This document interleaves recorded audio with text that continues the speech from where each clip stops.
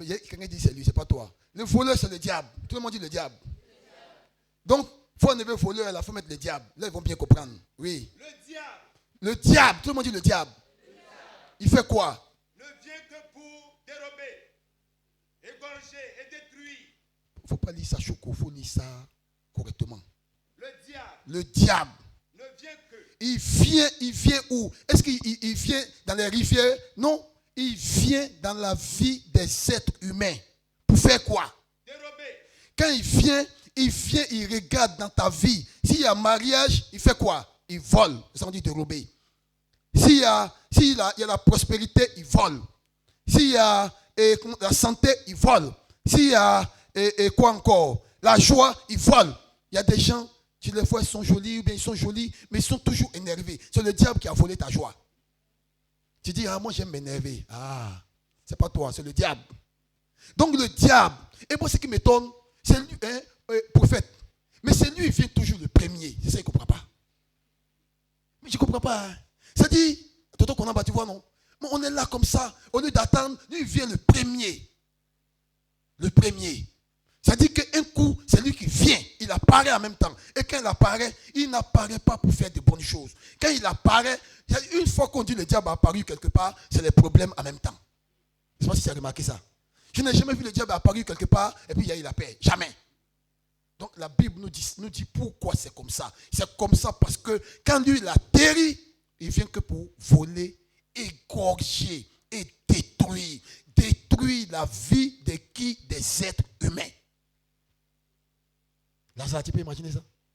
C'est-à-dire que quelqu'un lui l'a jamais là-bas, il se balade, il ne sait même pas qu'il y a quelque chose comme ça qui existe dans l'univers. Lui il est là-bas, il dit non, il allait grouiller au black. Lui dit il allait grouiller. Mais le diable aussi dit, bon, comme toi tu es venu grouiller, moi aussi je suis venu grouiller dans ta vie. Mes amis, donc quand le diable vient dans la vie de quelqu'un, voilà le travail qu'il vient faire. Maintenant, après lui, il y a qui? Ils sont deux, il n'y a pas trois, ils sont deux, oui. Moi. Tout le monde dit moi. Mais moi là, c'est qui? Mais Jésus dit, façon le diable vient dans la vie de Nani pour dire il va détruire là. Moi Jésus, si Nani m'accepte, voilà ce que moi je vais venir faire dans la vie de Nani. Il dit il va faire quoi? Moi, oui. Je suis venu afin que oui. Les brebis oui. aient la vie. Donc, pendant que l'autre il prend, il y a l'autre qui donne. Amen. Quand on dit ait la vie, ça dit qu'il est venu pour donner la vie à Nani. Mais la vie c'est quoi? La vie c'est le mariage. La vie, c'est le bien-être. La vie, c'est les sous. Tout le monde dit les sous. Parce que tout ce qu'on a dit là, il y a beaucoup de prières ici là. Si les sous là apparaissent, mon Dieu, ils vont dire vraiment, Pasteur Ngoran, tu as bien fait de faire le programme. Parce que vraiment, là, je suis guéri, puis il sent que j'ai les sous. Bref. Donc, Jésus dit, il est venu, mais pendant que un, lui, vient pour égorger, détruire, il y a un autre, lui, il vient pour faire quoi? Il vient pour que les brebis qui étaient dans la mort, tout le monde dit la mort que son prédécesseur est venu s'aimer. Il n'y a pas quelqu'un que Jésus est venu trouver qui n'était pas dans la mort. Tout ce que Jésus est venu trouver, il était dans la mort. Pourquoi? Parce que Jésus est venu trouver que quelqu'un d'autre était déjà passé. C'est pourquoi il donne la vie. Pourquoi? Parce que le prédécesseur a envoyé la mort, le chômage, les difficultés, la maladie. Dieu merci, ce matin tu es venu et Jésus est venu enlever tout ce que le diable avait mis. C'est de ça qu'on parle ici ce matin. C'est l'un ou l'autre. C'est pourquoi on vous a dit de confesser, Seigneur Jésus, je t'accepte. Une fois que tu l'acceptes, il vient pour débarrasser, il vient enlever de ta vie tout ce que le diable avait mis. Le diable est venu s'aimer la désolation, la mort. Donc quand il vient, comme il sait que ton problème c'était la mort, il te donne quoi? La vie. Tout le monde dit la vie.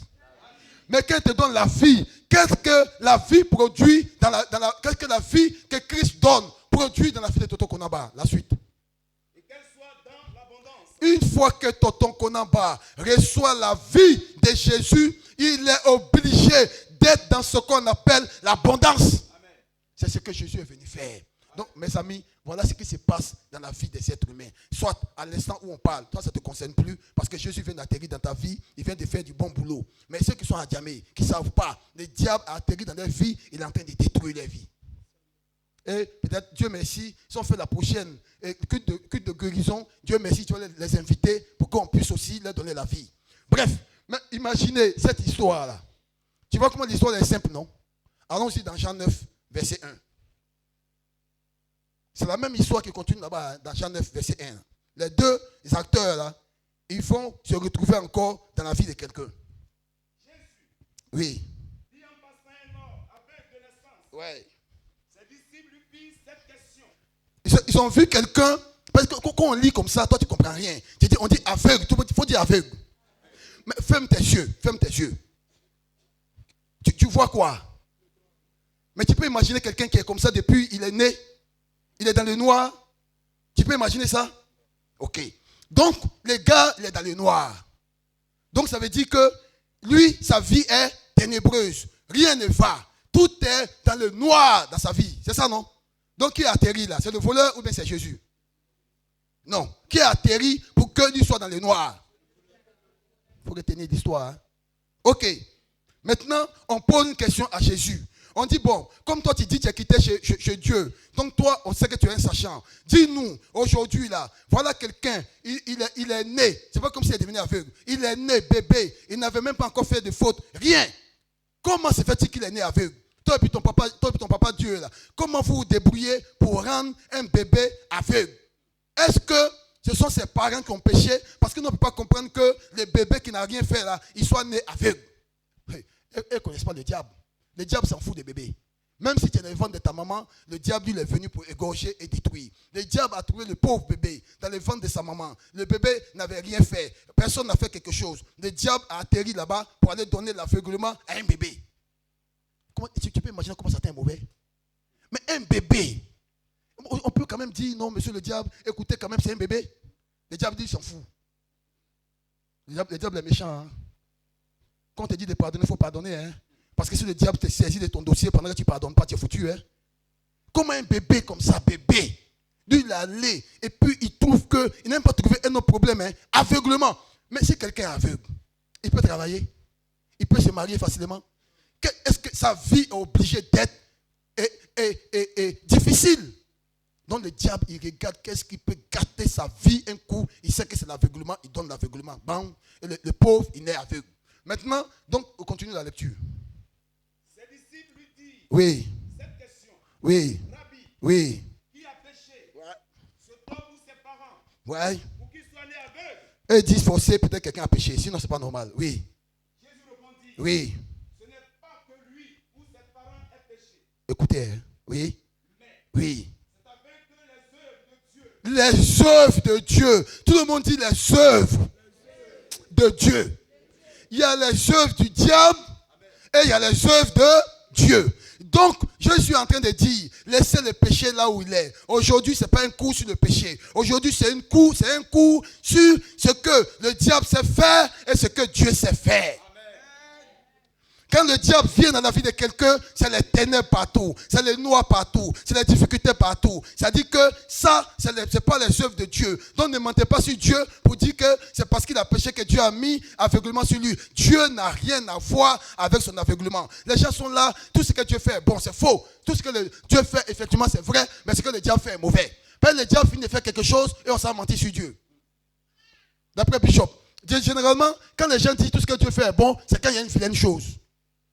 Ce qui arrive, c'est quand c'est vilain, et puis on dit, tout ce que Dieu fait, bon, quand même c'est le diable qui a fait, on s'en menti sur Dieu. Donc Jésus dit, pardonnez, ne mentez pas sur le monsieur là aujourd'hui. Le monsieur n'a rien à voir avec ça. Maintenant, ce que le monsieur là sait faire, je vais faire, vous allez voir. Sinon l'aveuglement là, c'est pas lui. Continue. Jésus répondit, oui. Ce n'est pas que lui ou ses parents aient péché. Voilà. Mais c'est afin que les œuvres ouais. de Dieu soient manifestées en lui. Oui. Il faut que je fasse. Oui. Tandis qu'il fait jour, oui. Les œuvres oui. de celui qui m'a envoyé. Les œuvres de Dieu. Oui. La nuit vient. Oui. Où personne ne peut travailler. Et donc Jésus, l'histoire est longue, l'homme de Dieu va s'asseoir. Jésus a fait la boue, il a mis sur les yeux de cet aveugle-là, et l'aveugle est devenu voyant. Est-ce qu'il était encore dans les ténèbres? Quand tu crois Jésus, tu ne vas plus marcher dans les ténèbres, tu vas marcher dans la lumière. Tu vas marcher dans le mariage. Tu vas marcher dans la bonne santé. Tu vas marcher dans la joie. Et c'est ce qu'il est venu accomplir.